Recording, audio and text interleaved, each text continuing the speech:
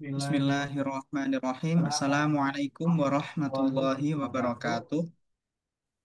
Kami dari mahasiswa farmasi Universitas Muhammadiyah Surakarta ingin memaparkan hasil diskusi kami mengenai lembar kerja proyek infografis dari mata kuliah kewarganegaraan, yaitu proyek Citizen 2.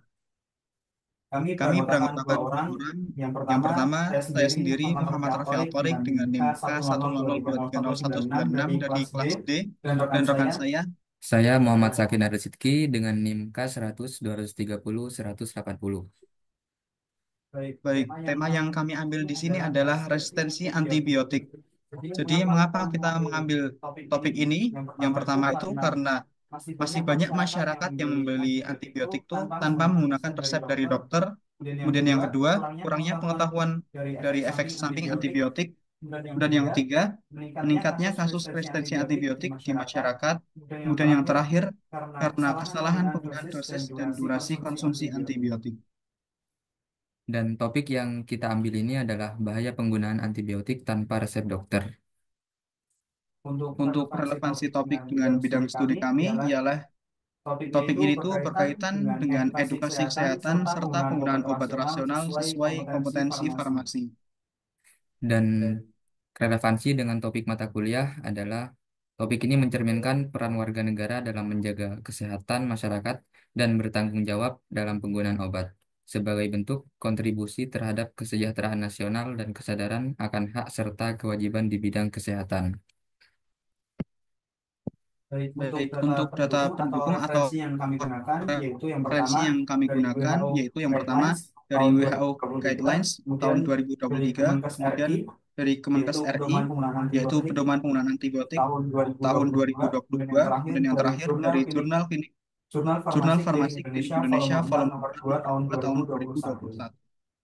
Dan untuk proses pembuatan dari infografis yang kami buat ini meliputi yang pertama yaitu diskusi dan pemilihan topik, dan yang kedua yaitu pengumpulan data dan referensi. Data yang kami ambil udah dijelasin tadi oleh rekan saya, yaitu dari WHO, Guidelines, Kemenkes RI, dan Jurnal Farmasi Klinis. Dan pembuatannya yaitu menggunakan aplikasi Canva.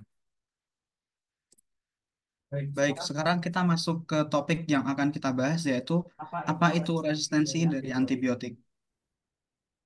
Jadi, resistensi antibiotik adalah kondisi ketika bakteri menjadi kebal terhadap antibiotik, sehingga obat yang biasa kita gunakan menjadi tidak efektif lagi atau tidak menimbulkan efek farmakoterapi. Hal ini membuat infeksi lebih sulit disembuhkan, memperpanjang masa sakit, atau bahkan meningkatkan resiko dari kematian.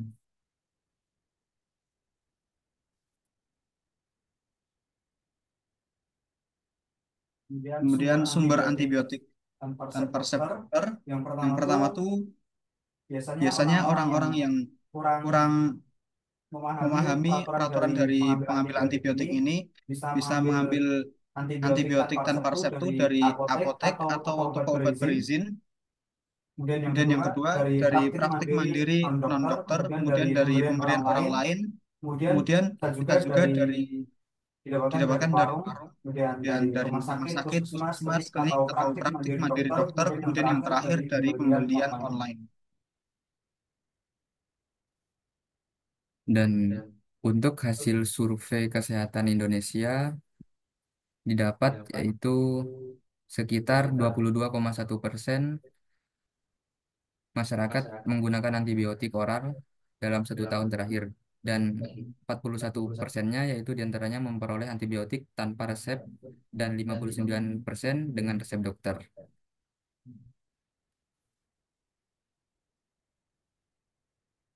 Nah, kemudian provinsi dengan angka kejadian pembelian antibiotik tanpa resep dokter ini terjadi paling tinggi yaitu di Maluku Utara.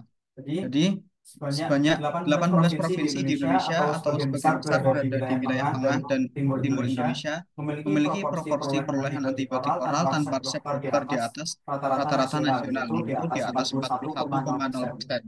Sementara itu, Provinsi Daerah Istimewa Yogyakarta atau DIY merupakan provinsi dengan proporsi perolehan antibiotik oral tanpa resep dokter terendah.